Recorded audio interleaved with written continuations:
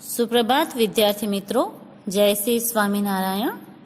વિદ્યાર્થી મિત્રો, આજે આપણે નવું પ્રકરણ ચાલુ કરીશું. પ્રકરણ 11 માપન. માપન એટલે શું એના વિશે તમે થોડું ઘણું ધોરણ 7 ની અંદર શીખી ગયા છો. આજે એની અંદર વધારાની જે વિસ્તૃત માહિતી છે એ આપણે મેળવીશું. તો હવે આપણે કરીશું પ્રકરણ 11 માપન. પ્રકરણ 11 માપન. માપન એટલે શું એના વિશે આપણે થોડુંક ધોરણ 7 ની અંદર શીખી ગયા છીએ, જેમાં આપણે આપેલા આકૃતિની પરિમિતિ અને ક્ષેત્રફળ જે છે એ કેવી રીતના શોધવામાં આવે છે એ શીખી ગયા છીએ. અહીં આપણે એની અંદર જે વિસ્તૃત માહિતી છે એ હવે મેળવીશું. અહીં આપણને સમજાવેલું છે કે સૌપ્રથમ તો પરિમિતિ કોને કહેવાય અને ક્ષેત્રફળ કેને કહેવાય. તો બંધ સમતલ આકૃતિ માટે અહીં કહ્યું છે કે આપણે શીખી જ ગયા છીએ ધોરણ 7 ની અંદર કે તેની હદ કે સીમાની ચારે બાજુનું કુલ અંતર એટલે પરિમિતિ. કોઈ પણ સમતલ આકૃતિ હોય અને બંધ આકૃતિ હોય, બરાબર, સમતલ આકૃતિ અને બંધ આકૃતિ હોય, એની હદ કે સીમાની ચારે બાજુનું જે કુલ અંતર હોય એને આ પરિમિતિ કહેવામાં આવે છે. અને તે આકૃતિ દ્વારા ઘેરાયેલા કુલ ક્ષેત્રને તેનું ક્ષેત્રફળ કહેવામાં આવે છે. અહીં આપણે ક્ષેત્રફળ કોને કહેવામાં આવે છે અને પરિમિતિ કોને કહેવામાં આવે છે એની માહિતી અગાઉથી મેળવી ગયા છીએ. એમ છતાં પણ અહીં બીજી વખત એની જાણકારી આપણે મેળવી. આ ઉપરાંત ત્રિકોણ, લંબચોરસ, વર્તુળ વગેરે જેવા વિભિન્ન સમતલ આકૃતિઓની પરિમિતિ અને ક્ષેત્રફળ શોધવાનું જે છે એ તમે ધોરણ 7 ની અંદર શીખી ગયા છો. હવે અહીં જે છે આ પ્રકરણમાં આપણે ચતુષ્કોણ જેવી બંધ સમતલ આકૃતિઓની પરિમિતિ તથા ક્ષેત્રફળ સાથે સંબંધિત જે સમસ્યાના જે પ્રશ્નો છે એને ઉકેલવાનો આપણે પ્રયત્ન કરીશું. તમે ધોરણ 7 ની અંદર આ શીખી ગયા છો કે ત્રિકોણ, લંબચોરસ અને વર્તુળ એની પરિમિતિ અને ક્ષેત્રફળ કેવી રીતના શોધવાનું, બરાબર.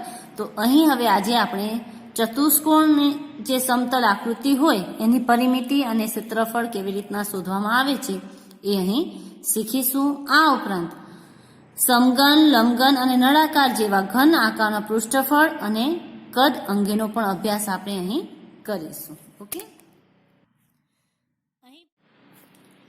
અહીં આપણને આકૃતિ અને એની સામે આકારના નામ આપેલા છે અને એની સાથે અહીં ક્ષેત્રફળના સૂત્રો આપેલા છે.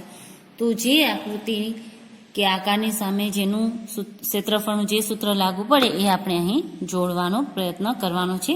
અહીં લખેલું છે કે નીચેના આકારોના ક્ષેત્રફળના સૂત્રો યાદ કરી યોગ્ય જોડકા જોડવાનો પ્રયત્ન કરો, બરાબર, જે તમને પાના નંબર 170 પર આપેલું છે. તો આકૃતિ આ લંબચોરસની છે તો એની સામે નામ લખેલું છે લંબચોરસ. આ ચોરસની આકૃતિ છે તો નામ લખેલું છે ચોરસ. ત્રિકોણની આકૃતિ છે તો એની સામે નામ લખેલું છે ત્રિકોણ. આ છે સમાંતર બાજુ ચતુષ્કોણ તો એની સામે એનું નામ લખેલું છે. અને પછી છે વર્તુળ તો એની સામે વર્તુળનું નામ લખેલું છે. હવે આની સામે આપણે જે એના ક્ષેત્રફળના સૂત્ર છે એ જોડવાના છે. ચોરસનું જો આપણે ક્ષેત્રફળનું સૂત્ર લઈએ તો એનું સૂત્ર આવે બાજુ ગુણ્યા બાજુ અથવા તો લંબાઈ ગુણ્યા લંબાઈ, બરાબર. તો એનું જે ક્ષેત્રફળનું સૂત્ર છે એ આ થશે, બરાબર. આ ચોરસનો આકાર એનું સૂત્ર થશે આ. એ રીતના લંબચોરસનો આકાર આ છે, એનું સૂત્ર એ એની એક બાજુ નામ એ છે, એક બાજુ નામ બી છે, તો એ ગુણ્યા બી. જે છેલ્લું સૂત્ર આપેલું છે એની સાથે જોડાશે. અહીંથી આપણે જોડીએ તો આપણને જે છેલ્લું સૂત્ર આપેલું છે એ ગુણ્યા બી એની સાથે આપણે એને જોડવાનું છે, બરાબર. એ થયું લંબચોરસના ક્ષેત્રફળનું સૂત્ર. પછી આપણને આપેલું છે ત્રિકોણનું જે સૂત્ર છે ક્ષેત્રફળ શોધવાનું. તો ત્રિકોણનું જે છે એ 1/2 ગુણ્યા બી ગુણ્યા આવશે એચ, બરાબર ને. તો એની સાથે આપણે આ સૂત્ર જોડીશું. પછી વર્તુળનું જ્યારે પણ તમને ક્ષેત્રફળ શોધો તો એમાં પાઈ આવે તો આ જે છે એ વર્તુળનું થશે સૂત્ર. હવે બચ્યું સમાંતર બાજુ ચતુષ્કોણ તો એનું થશે બી ગુણ્યા એચ, બરાબર ને.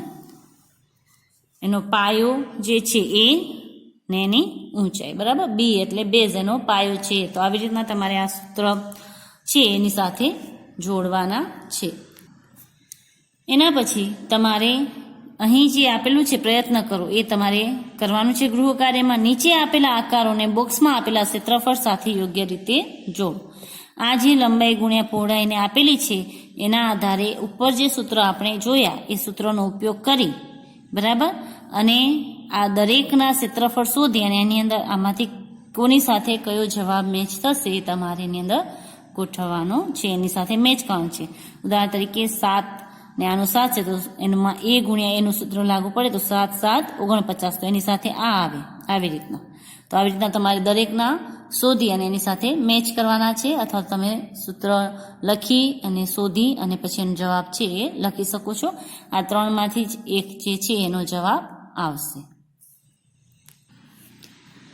હવે આપણે કરીશું સ્વાધ્યાય 11.1 જે તમારે નવા પેજ પર કરવાનું છે. સ્વાધ્યાય 11.1 ની અંદર પહેલો પ્રશ્ન છે, અહીં આકૃતિમાં એક ચોરસ અને એક લંબચોરસ ખેતર તેમના માપ સાથે આપેલા છે. આ બંને ખેતરોની પરિમિતિ એક સમાન છે. કયા ખેતરનું ક્ષેત્રફળ વધારે હશે એ આપણને અહીં શોધવાનું છે. અહીં આપણને બે ખેતરના ચિત્ર આપેલા છે, આકૃતિ આપેલી છે.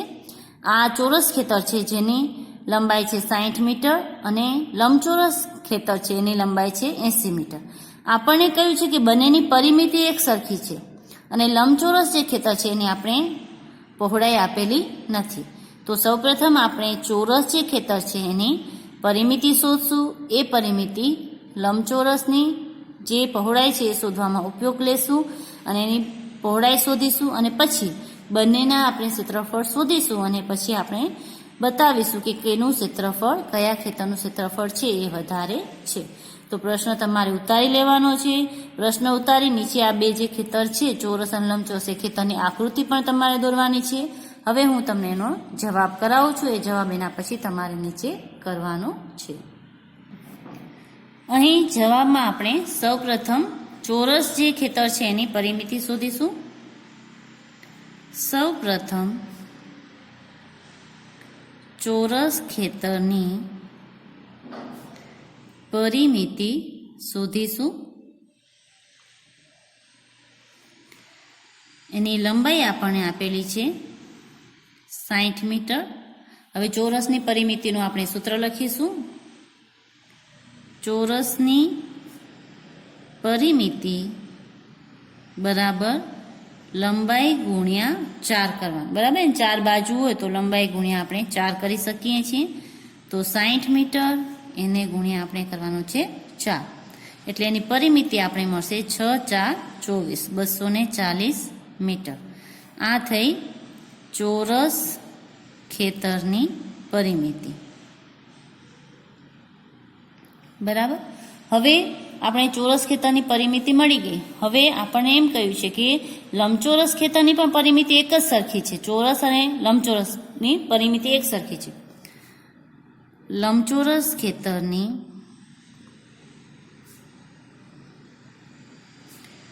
પરિમિતિ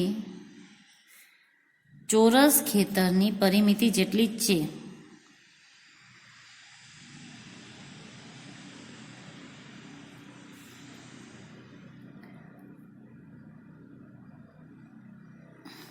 આમ લંબચોરસ ખેતરની પરિમિતિ બરાબર 240 મીટર થશે. હવે એની આપણે લંબાઈ આપેલી છે. એની લંબાઈ છે 80 મીટર. હવે આપણે એની પહોળાઈ શોધવી પડશે,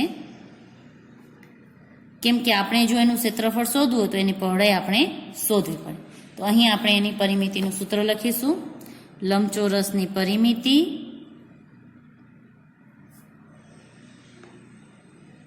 બરાબર 2 ગુણ્યા કૌંસની અંદર લંબાઈ અને પ્લસ પહોળાઈ. આપણે આ સૂત્રનો ઉપયોગ કરી અને લંબચોરસની જે પહોળાઈ છે એ શોધીશું. તો અહીં એની પરિમિતિ છે 240 મીટર. 2 આવશે એને ગુણ્યા લંબાઈ આપેલી છે આપણે 80 મીટર. પહોળાઈ નથી આપેલી તો પહોળાઈને આપણે x ધારીએ તો અહીં આપણે x કરી શકીએ. બરાબર. હવે અહીં આ 2 છે ગુણાકારમાં છે ને આપણે આ બાજુ લઈ આવશું એટલે એ જશે ભાગાકારમાં. અહીં રહેશે 80 મીટર પ્લસ x. આનો આપણે ભાગાકાર કરીએ એટલે આપણને મળશે 120. બરાબર, 120 આને ભાગાકાર કરી મળ્યું. હવે અહીં આપણે x શોધવો છે તો એની સાથે 80 મીટર પ્લસમાં છે અને આ બાજુ લઈ આવીએ એટલે એ થશે -80 મીટર બરાબર x. 120 માંથી આપણે 80 માઇનસ કરીએ એટલે આપણને મળશે 40 મીટર x, જે આપણી છે એની લંબચોરસની પહોળાઈ. બરાબર, તો આમ આપણે લંબચોરસની પહોળાઈ છે એ 40 મીટર મળી. હવે આપણે ચોરસ અને લંબચોરસ બંનેનું ક્ષેત્રફળ શોધવાનું છે, બંને ખેતરનું. બરાબર, તો હવે આપણે બંનેનું ક્ષેત્રફળ શોધીશું. હવે આપણે બંને ખેતરના ક્ષેત્રફળ શોધીશું. સૌપ્રથમ ચોરસનું આપણે શોધીએ તો ચોરસનું ક્ષેત્રફળ બરાબર a ગુણ્યા a અથવા તો લંબાઈ ગુણ્યા તમે લંબાઈ લખી શકો છો, લંબાઈ ગુણ્યા લંબાઈ અથવા તો a ગુણ્યા a. તો અહીં આવશે 60 ગુણ્યા 60 બરાબર 3600 મીટર વર્ગ. આ થયું ચોરસ ખેતરનું ક્ષેત્રફળ. હવે આપણે લંબચોરસ ખેતરનું જે ક્ષેત્રફળ છે એ શોધીશું. લંબચોરસ ખેતરનું ક્ષેત્રફળ બરાબર એનું સૂત્ર છે લંબાઈ ગુણ્યા પહોળાઈ. લંબાઈ આપણે આપેલી છે 80 મીટર, પહોળાઈ આપણે શોધી 40 મીટર. બરાબર, બંનેનો ગુણાકાર કરીએ એટલે 8 4 32 અને પાછળ 2 આવશે 0 મીટરનો વર્ગ. હવે લંબચોરસનું ક્ષેત્રફળ આવ્યું 3200 મીટર વર્ગ અને ચોરસ જે ખેતર છે એનું ક્ષેત્રફળ આવ્યું 3600 મીટર વર્ગ. તો આમ અહીં જે છે એ આપણે કહી શકીએ કે ચોરસ જે ખેતર છે એનું ક્ષેત્રફળ વધુ છે. આમ અહીં ચોરસ ખેતરનું ક્ષેત્રફળ વધુ છે. બરાબર, તો આ થયો આપણો જવાબ. અહીં આપણે શરૂઆતમાં જે આપણે કહ્યું હતું કે ચોરસની લંબાઈ આટલી છે એના આધારે આપણે એની પરિમિતિ શોધી અને પછી એના આધારે લંબચોરસની પરિમિતિના સૂત્રની અંદર એ પરિમિતિ મૂકી અને આપણે લંબચોરસની પહોળાઈ શોધી. એ મળી ગયું પછી આપણે બંનેનું ક્ષેત્રફળ શોધ્યું. તો આવી રીતના જો એક માપ આપણને આપેલું હોય તો એના આધારે આપણે બીજું માપ શોધી અને આ જે દાખલો છે, પ્રશ્ન છે એનો ઉકેલ મેળવી શકીએ છીએ. હવે પ્રશ્ન નંબર 2 છે એ તમારે ગૃહ કાર્યમાં કરવાનો છે. હું તમને સમજાવી દઉં છું કેવી રીતના કરવાનો છે. અહીં શ્રીમતી કૌશિકનો આકૃતિમાં બતાવ્યા મુજબનો માપનો ચોરસ પ્લોટ છે. આ આકૃતિ આપેલી છે આપણને, એ એક પ્લોટ છે જે શ્રીમતી કૌશિકનો ચોરસ પ્લોટ છે. આ જે છે બારેનો ભાગ એ ચોરસ છે. આ બાજુ પણ એની લંબાઈ 25 મીટર છે અને આ બાજુ પણ એની લંબાઈ 25 મીટર છે. બરાબર, તો એ ચોરસ પ્લોટ છે. પછી આપણે કીધું છે કે તે પ્લોટના મધ્ય ભાગમાં મકાન બનાવવા માંગે છે. આ જે ભાગ છે એની અંદર એ મકાન બનાવે છે. અહીં લખેલું છે કે મકાન બનાવવા માંગે છે. મકાનને ફરતે બગીચો વિકસાવેલ છે. આ જે ભાગ છે મકાનની ચારે બાજુ ત્યાં એને બગીચો બનાવવો છે. મકાનની ફરતે બગીચો વિકસાવેલ છે. એ બગીચો વિકસાવવાનો ભાવ ₹55 પ્રતિ ચોરસ મીટર હોય તો મકાનની ફરતે બગીચો વિકસાવવાનો કુલ ખર્ચ કેટલો થશે? અહીં આપણને એમ કહ્યું કે જો એને અહીં બગીચો બનાવવો હોય એમાં 1 મીટર વર્ગનો ભાવ જો છે એ ₹55 હોય પ્રતિ ચોરસ મીટર, તો અહીં બગીચો બનાવે તો એનો ખર્ચ કેટલો થશે? તો આ દાખલો તમારે કેવી રીતના કરવો એ સમજાવી દઉં છું. સૌપ્રથમ તમારે આ જે ચોરસ છે 25 મીટર લંબાઈ અને 25 મીટર પહોળાઈ એ લઈ અને એનું સૂત્રફળ શોધવાનું છે. ક્ષેત્રફળ આનું શોધી લેવાનું છે તમારે, જે ચોરસ પ્લોટ છે એનું. બરાબર, આનું ક્ષેત્રફળ મળી જાય એના પછી જે અંદરનો ભાગ છે જેની લંબાઈ છે 20 મીટર અને પહોળાઈ છે 15 મીટર, તો આ લંબાઈ અને આ પહોળાઈ લઈ અને આ લંબચોરસનું ક્ષેત્રફળ શોધવાનું છે તમારે. પછી આના ક્ષેત્રફળમાંથી, ચોરસના ક્ષેત્રફળમાંથી આ લંબચોરસનું ક્ષેત્રફળ તમારે બાદ કરવાનું છે કે જેટલા ભાગમાં અહીં આપણે મકાન બનાવીશું એ ક્ષેત્રફળ આપણે અંદરનું જે છે એમાંથી બાદ કરી નાખશું, એટલે જે તમને આ ભાગ છે બરાબર ને, અહીંનો જે ભાગ છે એ મળી જશે કે બગીચો જે છે એને કેટલાની અંદર બનાવેલો છે. તો બગીચાનો જે માપ છે એ તમને અહીં મળી જશે. એનો જે જવાબ મળે આ ક્ષેત્રફળમાંથી આનું ક્ષેત્રફળ બાદ કરી અને તમને જે જવાબ મળે એને ગુણ્યા તમારે 55 કરવાના છે. એટલે તમને આ પ્રશ્નનો જવાબ છે એ મળી જશે કે બગીચો વિકસાવવાનો કુલ ખર્ચ કેટલો થશે. બરાબર. તો આ પ્રશ્ન તમારે ઉતારી લેવાનો, પછી આકૃતિ દોરવાની છે અને પછી તમારે એનો જવાબ કરવાનો છે. તો એ પ્રશ્ન તમારે ગૃહ કાર્યમાં કરવાનો છે. હવે આપણે કરીશું પ્રશ્ન નંબર 3. અહીં આકૃતિમાં બતાવ્યા મુજબનો એક બગીચો છે. બગીચાનો મધ્ય ભાગ લંબચોરસ છે અને આ લંબચોરસની બંને બાજુ છેડા પર એક એક અર્ધ વર્તુળાકાર ભાગ આવેલ છે. આ બગીચાની પરિમિતિ અને ક્ષેત્રફળ શોધો. અહીં આપણે કીધું છે કે લંબચોરસની લંબાઈ 20 માઇનસ 3.5 મીટર છે. બરાબર. અહીં આપણે એક આકૃતિ આપેલી છે, તમે આ જોશો તો આ આકૃતિ છે એમાં વચ્ચે ચોરસ ભાગ છે, પરંતુ એને બંને બાજુ છે એ અર્ધવર્તુળ ભાગ છે. તો આ જે બગીચો છે એમાં એને આપણે કહ્યું છે કે અર્ધવર્તુળાકાર જે ભાગ છે એ આ ટોટલ લંબાઈ 20 મીટર છે, એમાંથી આ સાઈડનો 3.5 અને આ સાઈડનો 3.5 માઇનસ કરશો એટલે તમને લંબચોરસનો જે આ ભાગ છે એની લંબાઈ મળી જશે. એના આધારે તમારે આ બગીચાની પરિમિતિ શોધવાની છે અને એનું ક્ષેત્રફળ પણ શોધવાનું છે. તો અહીં જે છે એક તો આપણે લંબચોરસનું અને એની ઊંચાઈ આપણે આપેલી છે પહોળાઈ 7 મીટર. તો લંબચોરસની જો પરિમિતિ શોધવી હોય આપણે માત્ર લંબચોરસની તો 20 મીટર આવી રીતના આપણે લઈએ. બરાબર. અને પછી આ અર્ધવર્તુળાકાર છે એનો આપણે એનું જે છે એ પરિધ શોધી અને એ પરિધાની અંદર આપણે પ્લસ કરવાનું, તો આપણે એને માપ મળી જશે, એની પરિમિતિ મળી જશે. ક્ષેત્રફળ શોધવું હોય તો આ જે 20 મીટર છે બરાબર એને ગુણ્યા આપણે 7 મીટર કરશું, એટલે સૌપ્રથમ આપણે લંબચોરસનું ક્ષેત્રફળ શોધીશું અને પછી આ જે બે અર્ધવર્તુળ છે એનું ક્ષેત્રફળ શોધીને એની અંદર આપણે પ્લસ કરીશું, એટલે આપણે એનું ક્ષેત્રફળ પણ મળી જશે. તો હવે હું આનો તમને જવાબ કરાવું છું. તમારે આ પ્રશ્ન ઉતારી લેવાનો છે, સાથે આકૃતિ પણ દોરવાની છે અને એના પછી એનો જવાબ તમારે લખવાનો છે. જવાબ 3. અહીં સૌ પ્રથમ જે છે આપણે બગીચાની પરિમિતિ શોધીશું. સૌ પ્રથમ બગીચાની પરિમિતિ શોધીશું. તો જે લંબચોરસ ભાગ છે એની આપણે લંબાઈ આપણે એની પહેલા શોધીએ. બગીચાના લંબચોરસ ભાગની લંબાઈ બરાબર કેટલી થશે? તો આપણે કીધું છે કે 20 માંથી તમારે 3.5 પ્લસ 3.5 છે એટલા મીટર બાદ કરી દેવાના છે. તો આપણે એ બાદ કરીએ તો 20 માઇનસ 3.5 એટલે 7 થાય, એટલે એની લંબાઈ થશે 13 મીટર. બરાબર. બગીચાના જે લંબચોરસ ભાગ છે એની લંબાઈ થઈ 13 મીટર. હવે આવા આપણી પાસે બે ભાગ છે, એક આ બાજુ ને એક આ બાજુ, સામસામે બે ભાગ છે. તો એનો આપણે બંનેનો સરવાળો કરવો પડે, અથવા તો બંનેનો સરવાળો કરીએ અથવા તો ગુણાકાર કરી નાખીએ. 13 ગુણ્યા 2 એટલે 26 જે છે લંબાઈ આપણે ખાલી લંબચોરસની મળશે.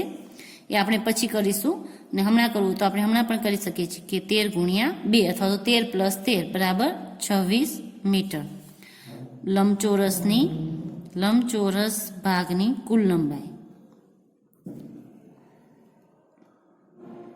બરાબર 26 મીટર.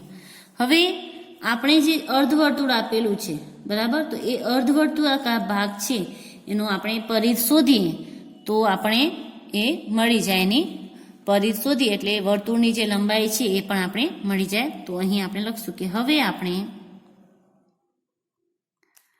બે અર્ધવર્તુળનું પરિધ શોધીશું. અર્ધવર્તુળનું પરિઘ શોધવાનું જે સૂત્ર છે એ છે 2πr. એને ભાગ્યા કરવાના 2. અર્ધવર્તુળો એટલે એને કરવાના ભાગ્યા 2. પરંતુ આવા આપણી પાસે 2 અર્ધવર્તુળ છે તો પાછા એને આપણે ગુણ્યા 2 કરવા પડે. જેવી રીતના આપણે અહીંયા કર્યા એવી રીતના અને સાથે પણ કરી શકીએ છીએ. અને જો સાથે ન કરવું હોય તો પછી જે જવાબ મળી જાય એમાં અહીં જેમ ગુણાકાર કર્યો એવી રીતના પણ આપણે પાછળથી કરી શકીએ છીએ. તો અહીં આપણે 2 જે નિયમના છે એ લેશું ગુણ્યા પાઈ જે આપણો છે 22/7 આપણે લઈ શકીએ છીએ. અને આર આપણને આપેલું છે 3.5 જે અહીં આપણે આમાંથી માઇનસ કર્યું એની ત્રિજ્યા છે એટલે આપણે અહીં લખશું 3.5. હવે આપણે અહીં જે કટ થાય અને અહીં છેદમાં 2 આપેલા છે તો અહીં આપણે કરી નાખીએ 2. તો આ 2 કટ થઈ ગયા આપણા. બરાબર. હવે 7 × 7 ને 7 × 5 35. અહીં આવશે 0.5. પોઈન્ટ છે એટલે આપણે પોઈન્ટમાં લખ્યું. હવે આપણે એનો ગુણાકાર કરીએ 22 × 0.5 એટલે 22 × 5 110. એક રકમ પછી પોઈન્ટ એટલે 11 મીટર જે છે એનો પરિઘ થાય. હવે 11 મીટર છે એ એક અર્ધવર્તુળનો થયો. આપણે 2 અર્ધવર્તુળનો કરવો હોય તો આને પાછો કરાય ગુણ્યા 2 એટલે કુલ થશે 22 મીટર. 2 અર્ધવર્તુળનો કુલ પરિઘ જે થશે 22 મીટર. તો આ 22 મીટર પ્લસ આપણે 26 મીટર કરીએ એટલે આપણને જે છે એ આપેલ બગીચાની કુલ પરિમિતિ મળી જશે. બગીચાની કુલ પરિમિતિ બરાબર 26 મીટર પ્લસ 22 મીટર. એટલે આપણને એની કુલ જે પરિમિતિ છે એ મળશે 48. 6 ને 2 8 ને 2 ને 2 4 48 મીટર જે છે એ આપણે એની કુલ પરિમિતિ મળી. તો આવી રીતના આપણે જે છે એ બગીચાની પરિમિતિ શોધી. હવે આપણે એનું ક્ષેત્રફળ શોધવાનું છે. તો હવે આપણે એનું ક્ષેત્રફળ શોધીશું બગીચાનું. તો એનું ક્ષેત્રફળ આપણે શોધીશું. એમાં લખશું હવે આપણે બગીચાનું ક્ષેત્રફળ શોધીશું. સૌપ્રથમ આપણે જેનો લંબચોરસ ભાગ છે એનું ક્ષેત્રફળ શોધીએ.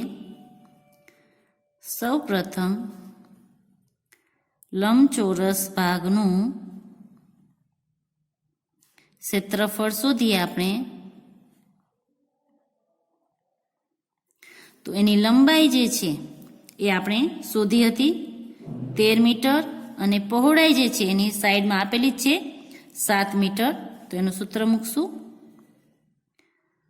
લંબચોરસનું ક્ષેત્રફળ બરાબર લંબાઈ ગુણ્યા પહોળાઈ.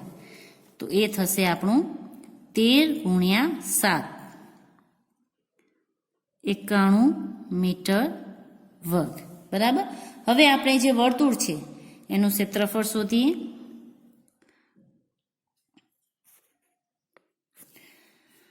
અર્ધવર્તુળનું ક્ષેત્રફળ બરાબર એનું સૂત્ર છે πr². πr² છે વર્તુળના ક્ષેત્રફળનો છે. આપણે અર્ધવર્તુળનું કરવું હોય તો એને ભાગ્યા 2 કરવા પડે આપણે. બરાબર.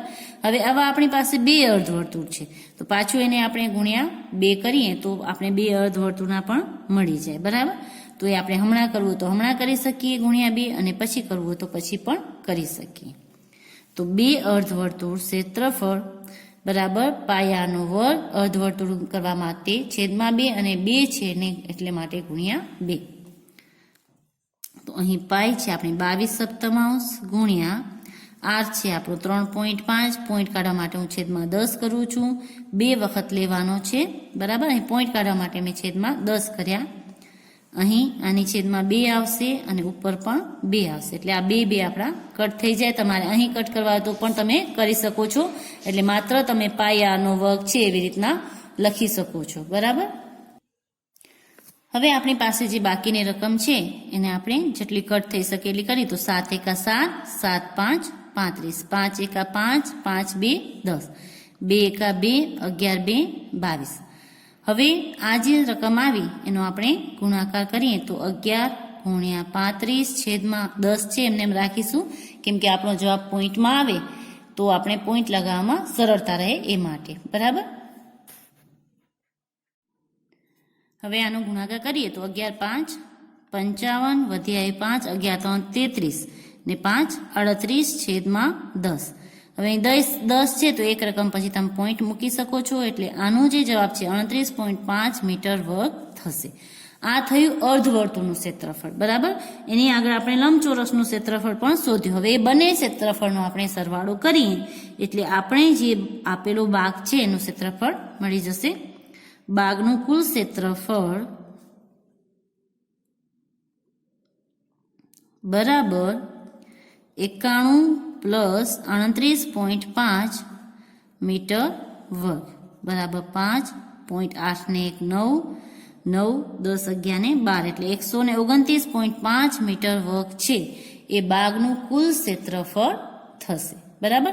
તો આવી રીતના જે છે એ તમે આપેલ પ્રશ્નનો જવાબ છે એ સરળતાથી મેળવી શકો છો, પરંતુ સ્ટેપ બાય સ્ટેપ કરવાનું. દાખલા થોડાક લાંબા થશે, પરંતુ જો તમે એને સમજીને કરશો, એક પછી એક સ્ટેપ કરશો, તો ક્યાંય પણ તમારી ભૂલ થશે નહીં અને તમે આપેલ પ્રશ્નનો ઉકેલ પણ સરળતાથી મેળવી શકશો. બરાબર. પ્રશ્ન નંબર 4 જે છે તમારે ગૃહ કાર્યમાં કરવાનો છે. અહીં પ્રશ્ન નંબર 4 છે, ભોંય તળિયે લગાવવાની એક લાદીનો આકાર સમાંતર બાજુ ચતુષ્કોણ છે, તેના પાયાની લંબાઈ 24 સેમી અને આનુષંગિક ઊંચાઈ 10 સેમી છે. 1080 ચોરસ મીટર ભોંય તળિયા ઉપર આ મુજબની લાદી લગાડવાની હોય તો કેટલી લાદી જોઈશે? ભોંય તળિયાના ખૂણાને લાદીથી ભરવા માટે જરૂરિયાત મુજબ લાદીને કોઈ પણ આકારમાં તમે કાપી શકો છો. હવે આ દાખલાનો ઉકેલ કેવી રીતના કરવો એ તમને સમજાવી દઉં. અહીં તમને સમાંતર બાજુ ચતુષ્કોણ જે છે એ લાદીનો આકાર છે એમ આપી દીધું છે અને એની પાયાની લંબાઈ 24 સેમી અને ઊંચાઈ 10 સેમી છે. તો આ બંનેનો તમે ગુણાકાર કરશો એટલે તમને જે ચતુષ્કોણ લાદી છે એનું તમને ક્ષેત્રફળ મળી જશે. એની લંબાઈ ગુણ્યા એની ઊંચાઈ એટલે ચતુષ્કોણ લાદીનું ક્ષેત્રફળ મળી જશે. એના પછી તમારે જે ભોંય તળિયાનું ક્ષેત્રફળ આપેલું જ છે 1080 ચોરસ મીટર, આ તમને ક્ષેત્રફળ આપેલું જ છે, આને ભાગ્યા તમને આ ક્ષેત્રફળ છે એ કરવાનું છે એટલે તમને એનો જવાબ મળી જશે. પરંતુ અહીં તમારે ધ્યાન એટલું રાખવાનું છે, આ જે ચોરસ મીટર છે ક્ષેત્રફળ એ મીટરમાં આપેલું છે, આનું તમે ક્ષેત્રફળ શોધશો એ તમને સેન્ટીમીટરમાં મળશે. બરાબર. એટલે આ જે ક્ષેત્રફળ છે એને તમારે સેન્ટીમીટરમાં ફરાવવાનું સૌપ્રથમ અને પછી એને ભાગ્યા આનો જે જવાબ આવે એ કરવાનો છે. આનું જે ક્ષેત્રફળ છે એ ચોરસ મીટરમાં આપેલું છે એને તમારે ચોરસ સેન્ટીમીટરમાં ફરાવવાનું છે. યાદ રાખો, સૌપ્રથમ આને ચોરસ સેન્ટીમીટરમાં ફરાવવાનું અને પછી એનો જે જવાબ આવે એને ભાગ્યા આનું જે ક્ષેત્રફળ મળે એ તમે કરશો એટલે તમને આનો જવાબ સરળતાથી મળી જશે. અને આ ચોરસ મીટરને ચોરસ સેન્ટીમીટરમાં કેવી રીતના ફરાવવામાં આવે છે એ તમને પાના નંબર 192 પર આપેલું જ છે. એનો અભ્યાસ આપણે એક વખત અગાઉ પણ કર્યો હતો જ્યારે આપણે પરીક્ષાલક્ષી રિવિઝન કરી રહ્યા હતા ત્યારે. તો એક પેજ નંબર 192 પર તમે જોઈ લેશો કે કેવી રીતના એને ચોરસ મીટરમાંથી ચોરસ સેન્ટીમીટરની અંદર ફેરવી શકાય છે. એવી રીતના ફેરવી અને પછી તમારે એનો જવાબ જે છે એ કરવાનો છે. હવે હું તમને કરાવું છું પ્રશ્ન નંબર 5. એક કીડી કોઈ ભોંય તળિયા પર પડેલા જુદા જુદા આકારોના ખાદ્ય પદાર્થોની ચારે બાજુ પરિમિતિના માર્ગે પરિભ્રમણ કરે છે. ખાદ્ય પદાર્થના કયા ટુકડાના પરિભ્રમણ માટે કીડીને વધુ અંતર કાપવું પડશે? હવે અહીં 1, 2 અને 3 અલગ અલગ જાતના ખાદ્ય પદાર્થ આપેલા છે જેનો આકાર અલગ અલગ છે. હવે આ કીડી છે એ આ દરેક જે પદાર્થ છે એની ચારે બાજુ આવી રીતના ફરે છે. આ જે પદાર્થ આપેલા છે એની બધી બાજુએ ફરે છે. તો કયા પદાર્થની બાજુએ એને વધુ પરિભ્રમણ કરવું પડશે? આની બાજુએ કે આ બાજુએ કે આ બાજુએ? તો આ ત્રણેય જે આકાર છે એની આપણે પરિમિતિ શોધવાની છે. અને અહીં આપણે કીધું છે કે વર્તુળના પરિધનું સૂત્ર જે છે એ આપણે અહીં આપેલું છે 2πr, જે આપણે આગળ પણ લીધું હતું દાખલા નંબર 3 ની અંદર, જ્યાં r બરાબર વર્તુળની ત્રિજ્યા થશે. તો અહીં આપણે અર્ધવર્તુળ છે તો અહીં પણ આની જરૂર પડશે આ સૂત્રની, અહીં પણ અર્ધવર્તુળ છે તો અહીં પણ આપણે આ સૂત્રની જરૂર પડશે. બરાબર ને? વર્તુળનું પરિઘ શોધવાનું અહીં પણ જરૂર પડશે, અહીં પણ પડશે અને અહીં પણ પડશે. અહીં પણ અર્ધવર્તુળ છે. તો આ ત્રણેયની અંદર સૌપ્રથમ આપણે અર્ધવર્તુળનું જે પરિઘ છે એ શોધીશું, બરાબર. અને પછી બાકીનો જે ભાગ છે એની અંદર ઉમેરી અને ત્રણેય આકારની પરિમિતિ શોધીશું. તો તમારે આ પ્રશ્ન ઉતારી લેવાનો છે. એની નીચે સૌપ્રથમ એ આકૃતિ દોરશું અને એની નીચે એનો જવાબ લખવાનો છે. પછી બી આકૃતિ દોરીને બીનો જવાબ લખવાનો છે અને પછી સીની આકૃતિ દોરીને સીનો જવાબ લખવાનો છે. હું તમને હવે ત્રણેયના જવાબ કરાવું છું. અહીં જે છે તમારે એક વાત ખાસ યાદ રાખવાની કે એની જે આર છે વર્તુળની ત્રિજ્યા એ કેટલી થશે, તો આ જે એની લંબાઈ છે આ એનો વ્યાસ છે.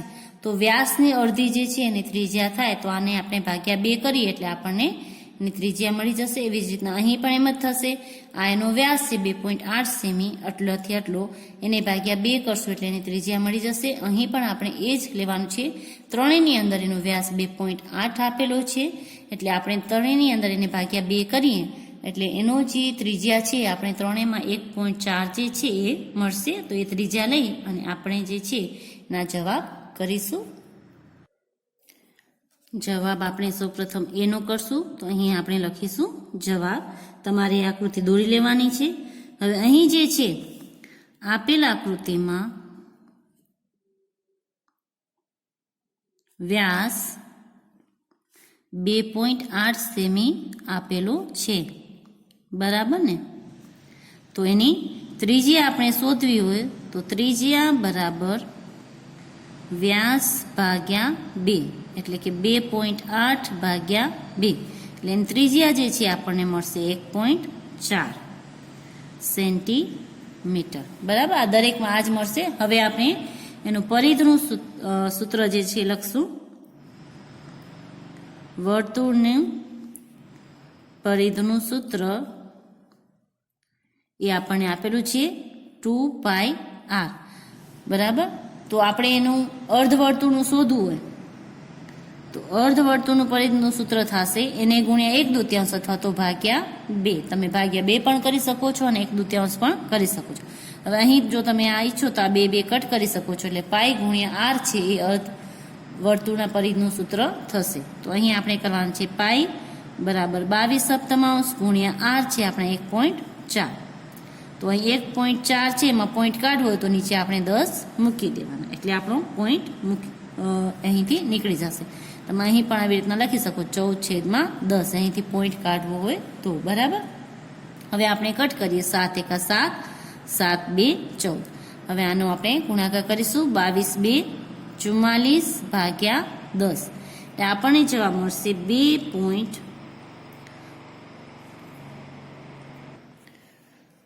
4.4 સેન્ટીમીટર.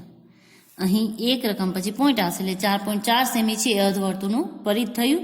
હવે એની અંદર જે નીચેની લંબાઈ છે આપણે પ્લસ કરશું એટલે આપેલ આકૃતિનો આપણે જે પરિમિતિ છે એ મળી જશે. આપેલ આકૃતિની પરિમિતિ બરાબર 2.8 એની લંબાઈ આપેલી છે, લંબાઈ પ્લસ અર્ધવર્તુળની પરિઘ. લંબાઈ આપણને આપેલી છે 2.8 સેમી પ્લસ 4.4 સેમી.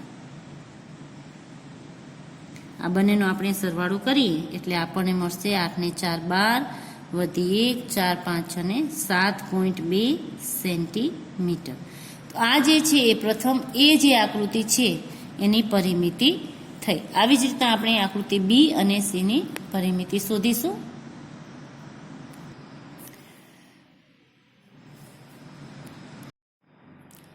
બીની પરિમિતિમાં આપણે જે ત્રિજ્યા શોધીશું અર્ધવર્તુળની એ જ થશે.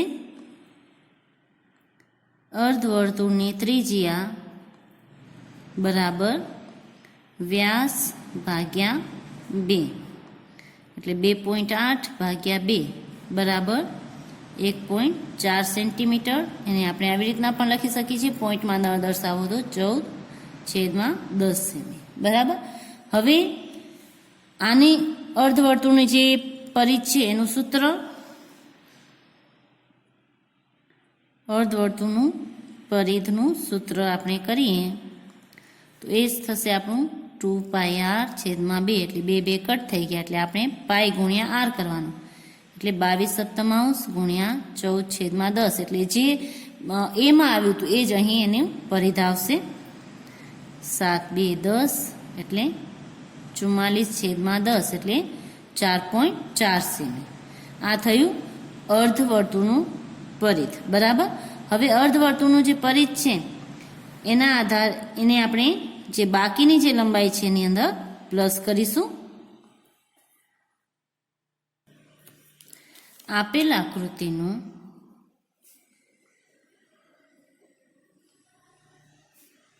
પરિમિતિ બરાબર એની બે બાજુનું લંબાઈનું માપ છે. એકનું છે 1.5 સેમી પ્લસ 2.8 સેમી અને ત્રીજું જે આપણે હમણાં શોધ્યું અર્ધવર્તુળ 4.4 સેમી. બરાબર. આ ત્રણેયને આપણે સરવાળો કરીશું. સોરી, હજી પણ એમાં એક પ્લસ થશે. એક સાઈડ છે 1.5 બે સાઈડ આવશે એટલે એ પણ હજી આની અંદર આપણે પ્લસ કરશું. Plus 1.5 semi. 4 જે છે બે સાઈડ 1.5 સેમી 1.5 સેમી, ઉપરની બાજુ 2.8 સેમી અને નીચેનો જે અર્ધવર્તુળ ભાગ છે એની પરિઘ થશે 4.4 સેમી. આ બધાનો સરવાળો કરશું એટલે આપણે એની કુલ પરિમિતિ મળી જશે 1.5 પ્લસ 1.5 એટલે થશે તમારા 3.0 પ્લસ 2.8 અને 4.4 એટલે 8 ને 4 12 નો 2 વધી 1 4 5 અને 7.2. હવે આ બંનેનો સરવાળો કરીએ એટલે આપણને મળશે 10.2 સેન્ટીમીટર. આ થયું બી આકૃતિની કુલ પરિમિતિ. બરાબર. આપેલ જે બી આકૃતિ છે એની થઈ કુલ પરિમિતિ. હવે આપણે શોધીશું સી ની કુલ પરિમિતિ. અહીં પણ જે અર્ધવર્તુળ માપ છે એનું તો પરિઘ છે એ 4.4 સેમી જ આપશે. તો એમ છતાં પણ આપણે શોધીશું. અહીં આપેલ આકૃતિનું અર્ધવર્તુળનું પરિઘ બરાબર 2πr. અહીં આપણે 2 કરીએ તો 2 કટ થઈ જશે. એનો r જે છે એ થશે વ્યાસ ભાગ્યા 2 એટલે 28 2.8 ભાગ્યા 2 એટલે 1.4 સેમી, જેને આપણે 14/10 લખી શકીએ છીએ. તો અહીં આપણે લખશું પાઈની જગ્યાએ 22/7 અને અહીં 14/10 એટલે જે આગળ જવાબ આવ્યો હતો એ જ અહીં આવશે 7 2 14 44/10 એટલે 4.4 સેન્ટીમીટર. આ થયું અર્ધવર્તુળનું એનો પરિઘ. બરાબર. હવે આપણે આપેલ આકૃતિનું કુલ શોધવું. આપેલ આકૃતિનું કુલ પરિમિતિ બરાબર એની અર્ધવર્તુળનું જે માપ છે પરિઘ એ થશે 4 સેમી અને બાકીની જે બે સાઈડ છે એનું છે 2 સેમી પ્લસ 2 સેમી. બરાબર. તો એ આની અંદર પ્લસ કરશું 2 સેમી પ્લસ 2 સેમી એટલે કુલ 2 ને 2 4 ને 4 ને 4 8.4 સેમી. 8.4 સેન્ટીમીટર જે છે એ આકૃતિનું કુલ જે છે પરિમિતિ થશે. તો આવી રીતના જે છે આપેલ આકૃતિના તમે પરિમિતિ શોધી શકો છો. એ પછી કોઈ પણ રીતની આકૃતિઓ અર્ધવર્તુળ હોય તો સૌપ્રથમ આપણે અર્ધવર્તુળનું પરિમિતિ શોધી અને એના પછી આપણે જે એની સીધી જે લંબાઈ છે એને એની અંદર પ્લસ કરીને આપણે એના માપ છે એ શોધી શકીએ છીએ. તો બસ આજ માટે આપણે આટલું જ કરીશું. હવે તમે ગૃહ કાર્ય નોંધી લેશો. ગૃહ કાર્યમાં તમારે સ્વાધ્યાય 11.1 પ્રશ્ન 2 અને 4 જે છે એ કરવાના છે. આ ઉપરાંત પ્રયત્ન કરો જે પાના નંબર 170 પર આપેલું છે એ પણ તમારે ગૃહ કાર્યમાં કરવાનું છે. બસ આજ માટે આપણે આટલું જ કરીશું. હવે પછીનું જે છે સમઘનના ક્ષેત્રફળ શોધવાનું એ સ્વાધ્યાય 11.2 એ આપણે પછીના વિડીયોઝમાં કરીશું. આપનો આજનો દિવસ શુભ રહે. ઘરે રહો, સ્વસ્થ રહો. આભાર.